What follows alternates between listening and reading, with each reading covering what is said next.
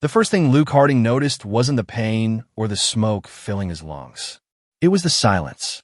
After months aboard the exploration vessel, with its constant hum of life support systems and the chatter of his crew, the absolute quiet of the crash site felt wrong.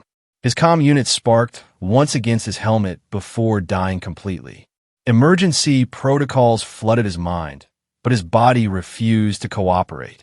His left leg bent at an angle that made his stomach turn, and warm blood pooled beneath his environmental suit. The sky above was neither day nor night, but a perpetual twilight of volcanic ash and sulphurous clouds. Through the haze, he could make out the twisted remains of his landing pod scattered across obsidian rocks. The main ship would be in orbit for another 3 days before the next communication window. 3 days alone on an uncharted volcanic world with a broken leg and dwindling oxygen reserves. A shadow passed overhead, too large and too deliberate to be debris. Luke fumbled for his sidearm with trembling fingers, his training kicking in despite the pain. The Federation had encountered countless hostile species across the galaxy. Whatever cast that shadow could very well be his death. The creature that landed before him defied classification. She stood nearly 7 feet tall, her form humanoid, but clearly not human. Powerful wings folded against her back, their span easily 15 feet when extended. Her skin bore patterns like cooled magma, dark with veins of glowing ember running beneath the surface. But it was her eyes that held him, intelligent and ancient, studying him with an intensity that made him forget his weapon entirely. "Not again," she said, her voice carrying harmonics that seemed to resonate with the volcanic stone itself. Not another one left to die. Before Luke could respond, massive hands slipped beneath his body. The world tilted as she lifted him like a child, his protests lost in a wave of pain and disorientation. His last coherent thought before unconsciousness claimed him was that her arms were impossibly warm, like being cradled by the planet itself. He woke to firelight dancing across stone walls. The pain in his leg had dulled to a persistent throb, and when he looked down, he found it splinted with what appeared to be calcified bone and wrapped in material that shimmered with its own heat. The air tasted different here, cleaner somehow despite the volcanic environment outside. "You're awake." The voice came from deeper in the cave. She emerged from the shadows, carrying what looked like local vegetation on a flat stone. "Eat. Your kind needs sustenance more frequently than mine." "Where am I?" Luke's voice cracked. "Who are you?" "I am Janna. You are in my dwelling, 3 kilometers from where your metal shell fell from the sky." She set the food beside him, her movements precise despite her size. "The bone in your leg was broken in 2 places. I said it, but you will not walk for many cycles. I need to get back to my pod. There's emergency equipment, a beacon. Your pod burns. The ground swallowed half of it within hours of your arrival." Janna's wings rustled, a sound like wind through autumn leaves. This world does not suffer trespassers lightly. Luke struggled to sit up, his mind racing. Without the pod's beacon, the ship would assume him dead. Standard protocol would have them mark the planet as hostile and continue their mission. He was alone on an alien world with a broken leg and a creature that, despite having saved him, remained an unknown variable. "Why did you help me?" Janna turned away, busying herself with the fire. "Because I remember what it means to be abandoned, to be left behind when the ground shakes and the sky burns." Her voice carried a weight of memory that transcended species. "I was small when my kind fled this world. Too small, too weak to keep up. They said the planet would reclaim me, that it was kinder than struggling to save one who would slow the flock." The following days blurred together. Janna would leave at dawn to hunt or gather supplies, always returning before the worst of the planet's tantrums. Luke learned to read the subtle tremors that preceded quakes, the way the air pressure shifted before an ash storm. He attempted to walk twice, both times ending with Janna catching him before he could fall. "Your pride will kill you faster than any predator here," she said after the second attempt, her wings mantling in what he was beginning to recognize as frustration. "You cannot walk. Accept this. I can't just lie here like dead weight. I'm trained for survival, for worlds that don't actively try to kill you." Jana's laugh was like rocks grinding together. Your training means nothing here.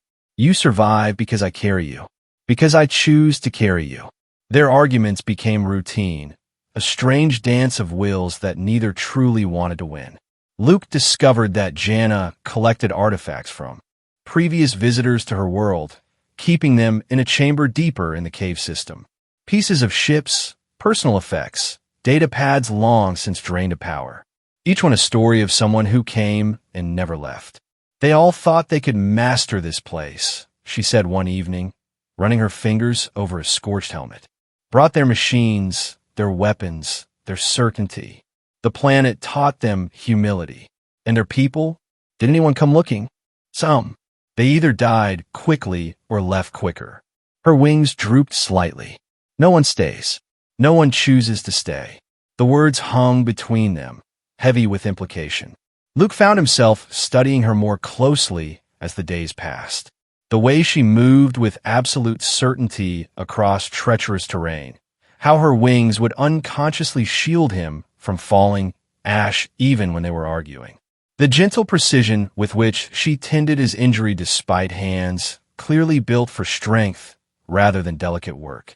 2 weeks into his recovery, Luke woke to find Jana standing at the cave entrance, her wings fully extended against the pre-dawn light. The ground beneath them groaned, a sound that reached into his bones. Storm coming, she said without turning. Worse than usual. The planet grows angry. How can you tell? I've lived here for 30 cycles. I know its moods like my own heartbeat. She turned to him then, and for the first time, he saw uncertainty in her expression. We need to move deeper. The upper caves won't hold. Without waiting for his response, she crossed to him and lifted him into her arms. Luke had grown used to being carried, but something felt different this time. Her grip was protective rather than merely functional. Her body curled around his, as if shielding him from more than just the elements.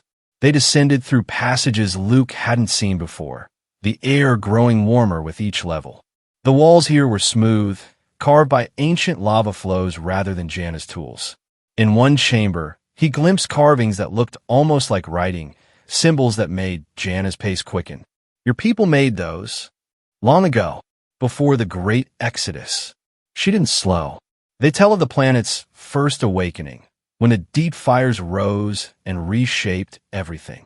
Some believed it was punishment. Others said it was transformation. They settled in a chamber so far down that the walls themselves radiated heat. Jana set him against a curved wall that seemed designed for comfort, then began pulling supplies from hidden caches. The storm above was a distant rumble here, but Luke could feel it in the subtle vibrations through the stone. Why did you really save me?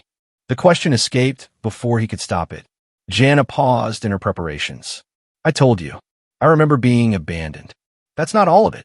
She was quiet for so long he thought she wouldn't answer. When she finally spoke, her voice was barely above the whisper of settling ash. Because every time someone leaves, they take a piece of this place with them. Soon there will be nothing left but the ghosts and me. She turned to face him fully. Because I'm tired of being the only one who thinks this world is worth staying for. The storm raged for 3 days. In the deep chambers, time lost meaning. They talked in ways they hadn't before, sharing stories that transcended species and worlds. Luke spoke of Earth, of humanity's endless push to explore and claim. Jana told him of her people's history with the planet, how they had once lived in harmony with its violent nature before fear drove them to seek calmer skies.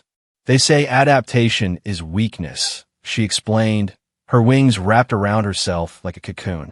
That changing to fit a world rather than changing the world to fit you is admission of defeat. But look at me. She extended one wing, the membrane between the bones flickering with its own bioluminescence. I glow now like the deep corals. My bones are denser, my blood runs hotter. The planet changed me, yes, but I chose to let it. On the third night, as the storm finally began to ease, Luke made a decision that had been building since their first argument about his inability to walk. Teach me. Jana looked up from a meal she was preparing. Teach you what? How to live here. Really live? not just survive until rescue comes. He gestured to his healing leg. When this is better, teach me to read the storms, to find food, to understand this place like you do. Your people will come for you. They always come eventually. Maybe, but maybe I don't want to be found. Her wings flared involuntarily, a reaction she quickly controlled. You don't know what you're saying. The loneliness. Who said anything about being alone? The silence that followed was different from the planet's empty quiet. This was charged, full of possibility and fear in equal measure. Jana moved closer, her natural heat washing over him in waves. You would stay? Truly, stay? Not just until your bones heal or your people arrive. Luke reached out, his hand seeming impossibly small against hers. If you'll have me. The kiss, when it came, tasted of sulfur and starlight. Learning to walk again was secondary to learning to see the world through Jana's eyes. She taught him the language of tremors, how to distinguish between a settling shift and a warning of greater violence.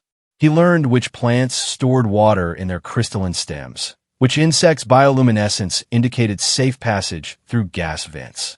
Your machines would tell you this is a dead world, Jana said as they stood at the edge of a vast caldera, watching microorganisms paint the cooling lava in brilliant purples and greens. But death and life are not opposites here.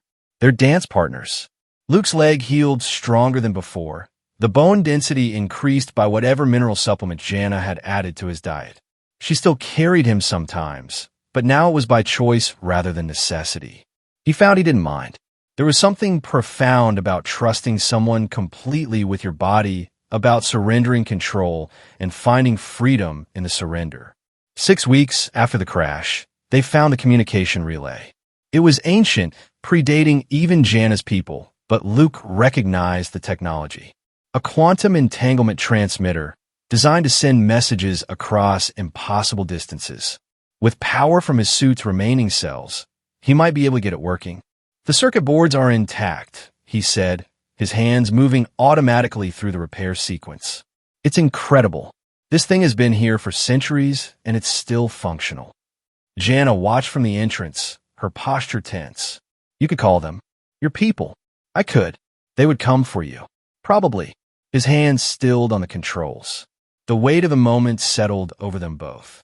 With a few more adjustments, he could send a signal that would bring a rescue ship within days. He could return to his old life, to temperature-controlled environments and predictable gravity, to people who looked like him and thought like him, to a universe where he would never again wake to wings wrapped around him like a living blanket, never again see the world from heights only Jana could reach.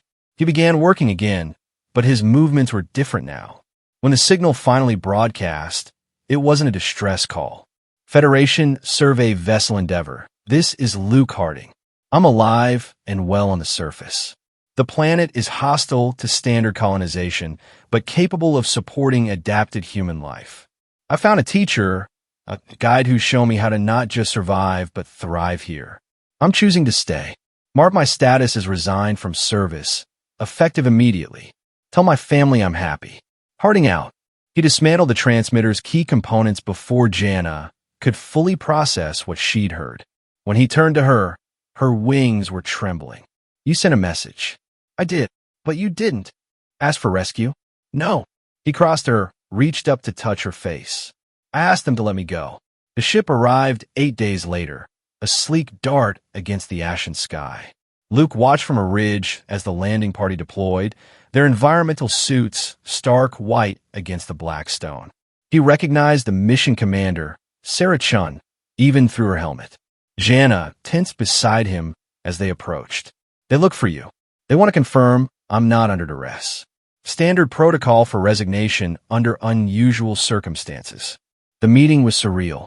Sarah's team kept their weapons low but ready, eyes constantly scanning for threats. They relaxed marginally when they saw Luke's healthy appearance, his modified gear that somehow worked better than their standard issue. You're really staying? Sarah asked, her voice tinny through the helmet speaker. With her. Luke felt Jana bristle at the pronoun, but placed a calming hand on her arm. I'm staying. This is my home now. The Federation doesn't recognize interspecies relationships as grounds for colonial claims. You understand you're forfeiting all Earth citizenship rights. I understand. Sarah stepped closer, lowering her voice. Luke, if she's controlling you somehow. She's not.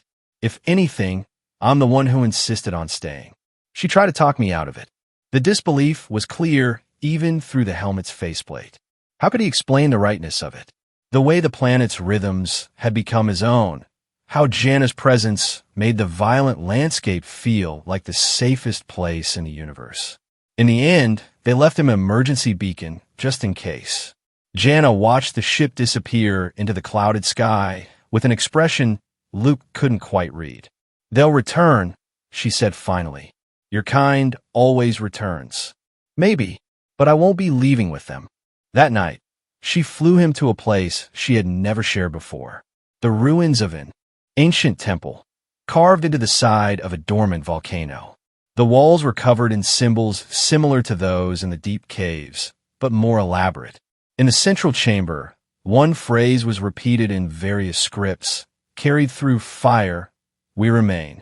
This was where my people performed bonding ceremonies, Jana explained, her wings folding nervously.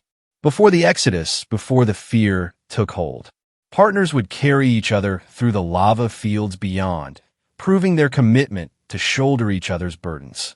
Luke traced the carved symbols with his fingers. Is that why you carried me? Some echo of tradition. At first, no. You were simply hurt and I couldn't leave you.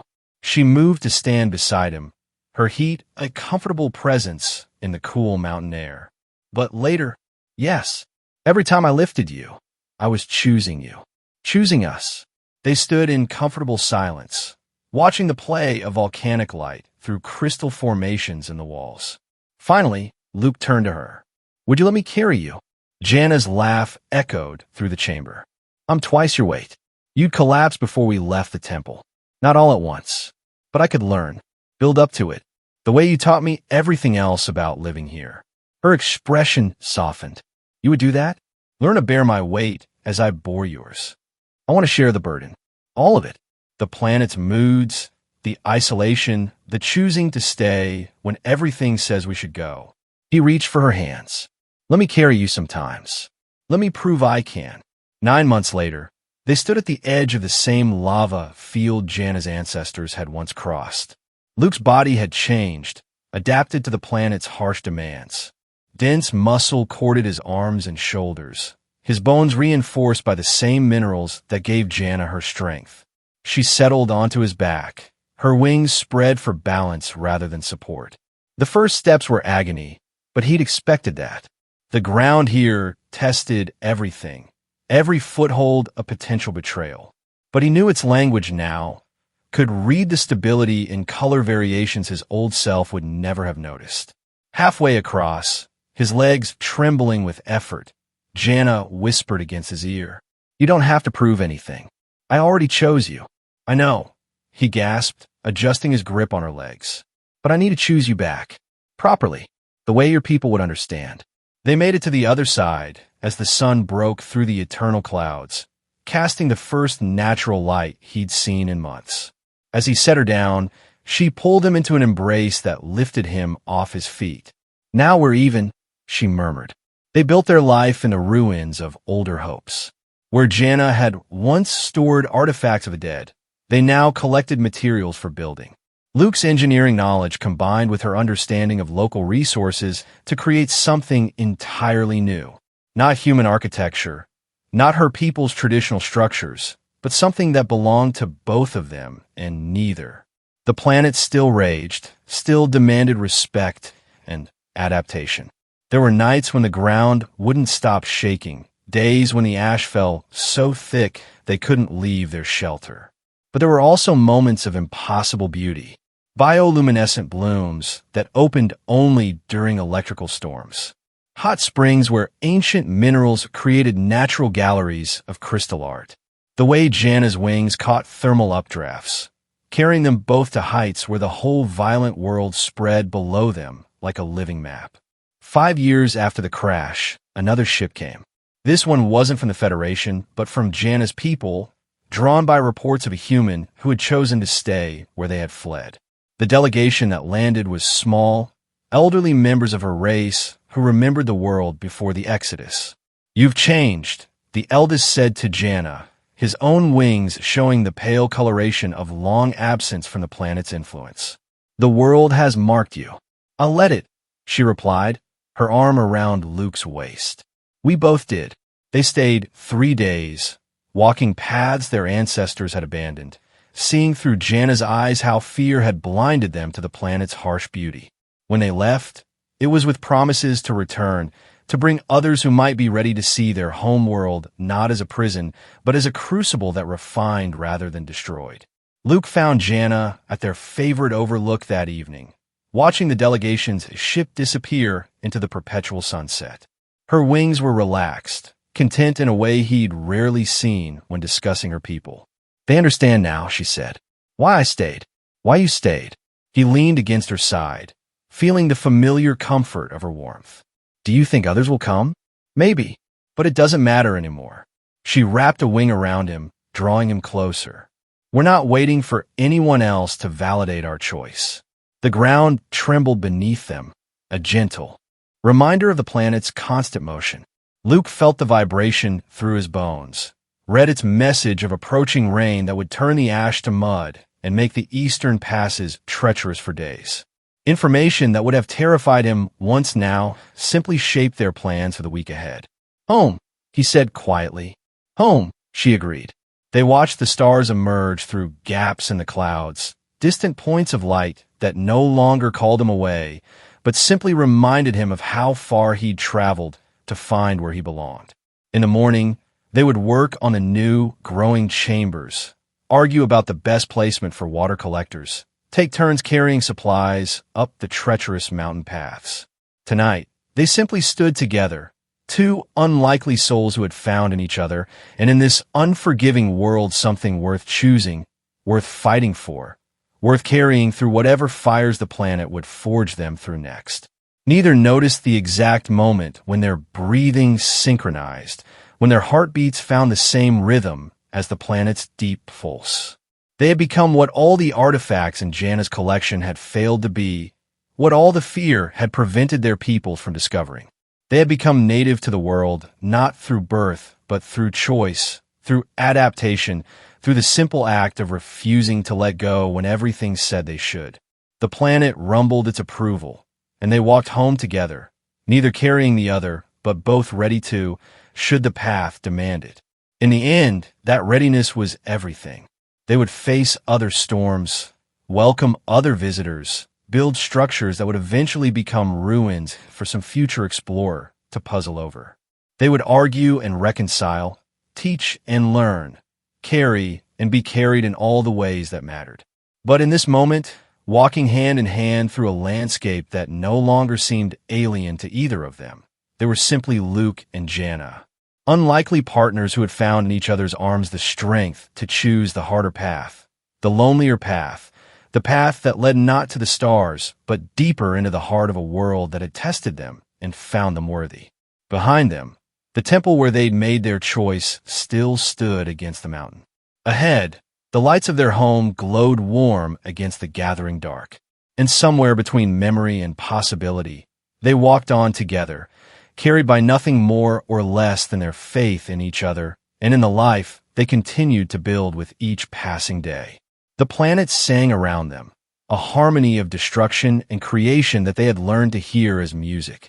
And if sometimes that song spoke of losses and leaving, it spoke too of finding and staying, of the courage required to let yourself be changed by the world you choose to call home. They were no longer visitor and native, human and other. They were simply two beings who had learned that sometimes the greatest journey isn't about how far you travel from where you started, but how deeply you're willing to root yourself in the soil of your choosing. The story of Luke and Jana wasn't one of rescue or conquest, exploration or submission. It was a story of transformation, of two souls who found in each other the strength to become something new, something that belonged fully to neither heritage, but created its own tradition in the space between worlds. And in that space, they would remain, carried through fire and time by nothing more and nothing less than their commitment to keep choosing each other again and again, until the planet itself forgot they had ever been strangers to its burning heart.